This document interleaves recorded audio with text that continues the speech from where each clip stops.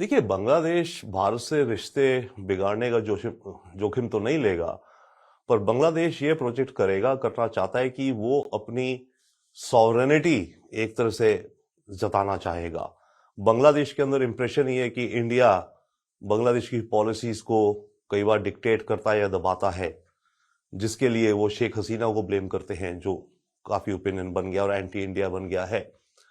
बांग्लादेश को भारत के साथ कोएग्जिस्ट करना है। बहुत हमारे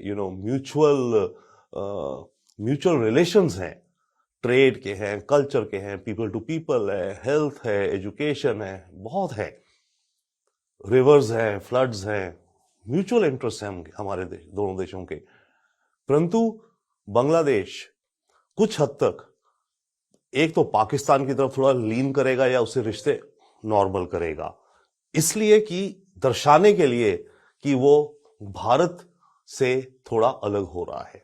तारिक रहमान के सामने चाइना और अमेरिका डेफिनेटली यस, दोनों के प्रेशर्स होंगे, पर दोनों के अलग अलग किस्म के प्रेशर होंगे। थोड़ा इसे नाजुक रूप से चलना पड़ेगा, नो डाउट। चाइना का जो प्रेशर होगा वो होगा अपना इन्फ्लुएंस बढ़ाना बांग्लादेश के अंदर, इंफ्रास्ट्रक्चर में अपने BRI प्रोजेक्ट्स इत्यादि को, अपनी डिफेंस सेल्स कायम रखना। बांग्लादेश की करीब 70 से 80% डिफेंस इस समय प्रोक्योरमेंट चाइना से हो रही है।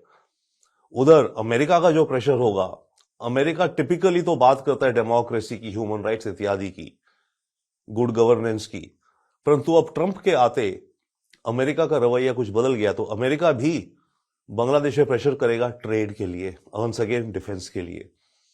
तो इन दोनों के बीच में खींचातानी होगी और तारिक रहमान को यस कुछ टाइट रोप वॉकिंग करनी पड़ेगी। सर, क्या जमात का चुनाव बुरी तरह हारना भारत और बांग्लादेशी हिंदुओं के लिए राहत की बात है?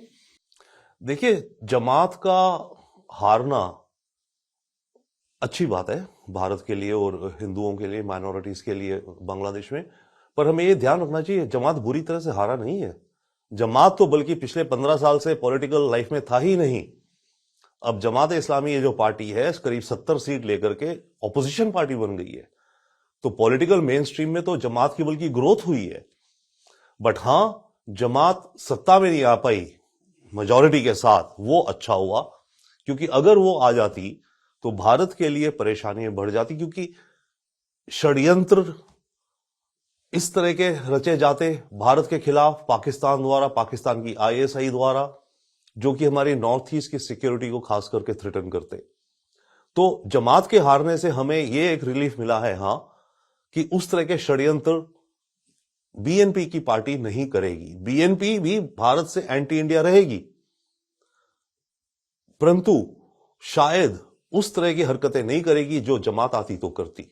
अभी के समय में मेरे ख्याल सबसे बड़ी चिंता भारत के जहन में यह है कि शेख हसीना को लेकर के BNP के प्रेसिडेंट क्या कहते हैं। अगर शेख हसीना की डिमांड इमीडिएटली अगले 3-4 दिन में कर देते हैं और जोर से करते हैं कि शेख हसीना वापस भेजो, तो हमारे लिए सबसे बड़ी परेशानी ये होगी।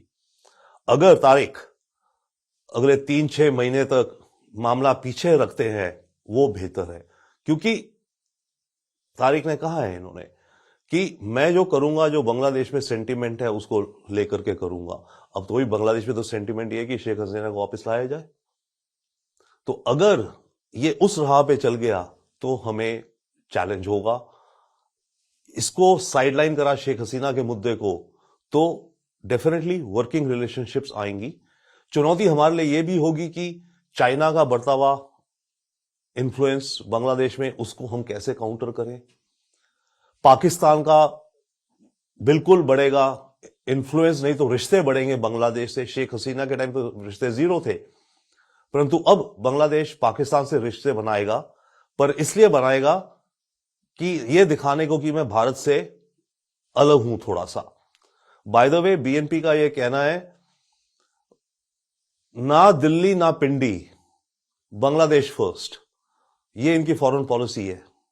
ओके, मोटा मोटा अगर हम देखें जो शब्दों में कहते हैं ये, तो इसका मतलब हुआ ये भारत से भी इक्वल डिस्टेंस रखेंगे, पाकिस्तान से भी डिस्टेंस रखेंगे, पर वर्किंग रिलेशनशिप बनाएंगे और बांग्लादेश फर्स्ट पे जाएंगे।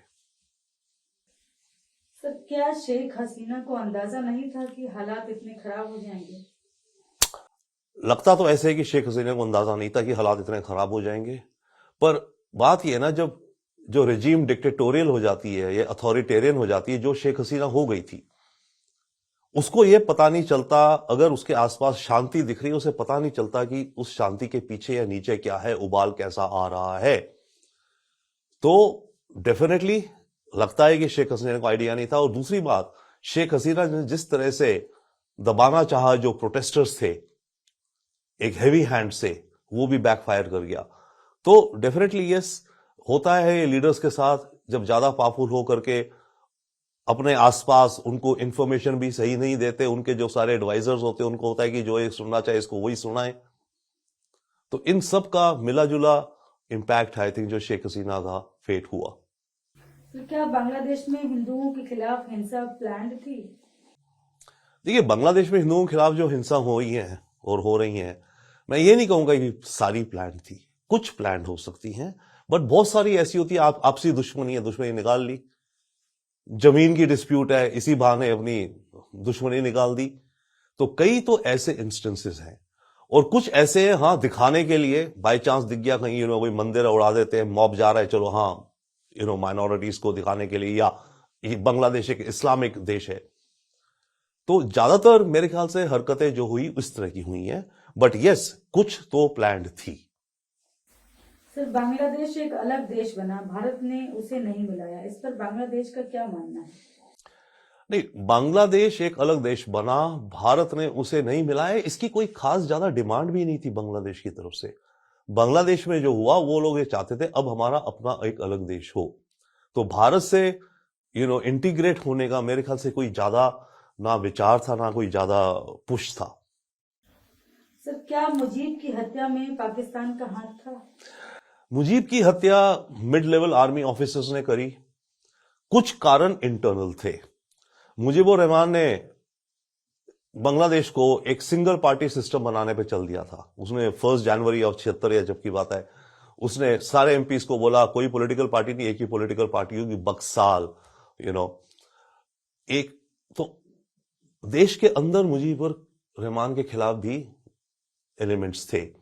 अब पाकिस्तान ने क्या रोल प्ले करा है, इसके एज सच कोई ठोस सबूत नहीं है, बट हो सकता है पाकिस्तान ने या पाकिस्तान के इंटेलिजेंस एजेंसीज ने रोल प्ले किया। पर ज्यादा यह दिखता है कि बांग्लादेश के अंदर खुद ही उसकी आर्मी उसके खिलाफ हो गई, कुछ जो मिड लेवल ऑफिसर्स थे।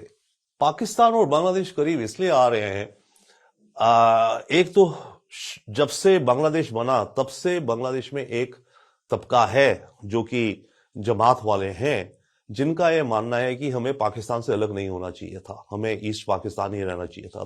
तो करीब 15 से 20% लोग हमेशा बांग्लादेश में ऐसे हैं जो सोचते हैं कि हमें पाकिस्तान के साथ ही रहना था। दूसरा जो हुआ, बांग्लादेश की आइडेंटिटी वक्त के साथ बदल गई है। पहले बांग्लादेश में यह लेयर थी कि हम बंगाली हैं एंड देन मुस्लिम। पिछले काफी वर्षों से धीरे धीरे पाकिस्तान की एजेंसीज ने, जमात ने और ओवरऑल बांग्लादेश के अंदर माहौल यह बनना शुरू हुआ कि हम मुस्लिम पहले हैं, बंगाली बाद में हैं। तो जब अब बांग्लादेश अपनी आइडेंटिटी, ज्यादातर बांग्लादेशी ये मानते हैं, सोचते हैं कि हम मुस्लिम हैं, तो ऑब्वियसली पाकिस्तान से उनके हिस्ट्री में रिश्ते थे, तो वो एक कारण बन जाता है आइडियोलॉजिकल एक साथ होने का। एंड दूसरा फिर ऑफ कोर्स इंडिया के खिलाफत अगर करनी है, इंडिया से अपने को अलग दिखाना है, उसमें भी पाकिस्तान एटलीस्ट साइकोलॉजिकली उनकी मदद में आता है। और साइकोलॉजी के अलावा डेफिनेटली यस, आतंक फैलाने में, रेडिकलाइजेशन फैलाने में, भारत के नॉर्थ ईस्ट में इंसर्जेंसीज फैलाने में। देखिए, मुजीब और जिया और रहमान की हत्याओं का बांग्लादेश की पॉलिटिक्स में से काफी फर्क पड़ा। एक तो यह फर्क पड़ा वहां पर कि आप अगर सत्ता में है तो आप मारे जा सकते हैं, आपके जितनी भी पावर हो आप मारे भी जा सकते हो। और एसेंशियली इन्हीं दो की अब फैमिलीज, पूरा बांग्लादेश की हिस्ट्री रही है एक तरह से आप कहें तो पिछले काफी वर्षों से। इसका एक असर यह भी रहा कि अवामी लीग को लगा कि मिलिट्री और कोर्ट्स को ज्यादा न्यूट्रल नहीं रहने देना चाहिए, क्योंकि अगर इनको हम न्यूट्रल रहने देंगे तो जो दुश्मन अपोजिंग पार्टी है वो इन पे कब्जा कर लेगी। तो इस चक्कर में अवामी लीग हमेशा कंट्रोल करना चाहती थी। आप देखिए शेख हसीना ने भी अपने कोर्ट्स वोट सारे सिस्टम्स को कंट्रोल में करा हुआ था, राइट। उधर बीएनपी जो है उनकी पॉलिटिकल लीनियज ऐसे निकली कि हमें सड़क पे आके प्रोटेस्ट करना और प्रोटेस्ट से ही हम सत्ता पा सकते हैं। तो अब बीएनपी की हरकतें भी देखिए, वो प्रोटेस्टर्स है ज्यादा, उनका काम का तरीका। And thirdly once again Bangladesh में असैसिनेशंस पॉलिटिकल, और एक साइकिल चल गई। एक पार्टी जब हारती है या हटाई जाती है तो जो नई पार्टी आती है पुराने वाले के वर्कर्स को, लीडर्स को एलिमिनेट करने का सोचती है, किडनैपिंग कराती है, फर्जी केस डाल करके उनको दबाती है। जब खालिदा जिया तारिक रहमान की मदर थी, इन्होंने शेख हसीना के साथ ये करा था। इनफैक्ट ग्रेनेड अटैक हुआ था हसीना की रैली में, इसमें करीब 20 से ज्यादा लोग मारे गए थे। अटेम्प्ट टू लाइफ था शेख हसीना को। ओके, जब हसीना आई, इसने वापस वो बीएनपी की तरफ करना शुरू कर दिया। बीएनपी के वर्कर्स को जेल डालो, लीडर्स को जेल डालो इत्यादि। तो बांग्लादेश की जो पॉलिटिकल लाइफ में ये साइकिल बन गई है, जो पार्टी सत्ता में आती है, जिस पार्टी को हटा के आई, वो जो हारी हुई पार्टी है उसके लीडर्स को वो प्रोसिक्यूट करती है।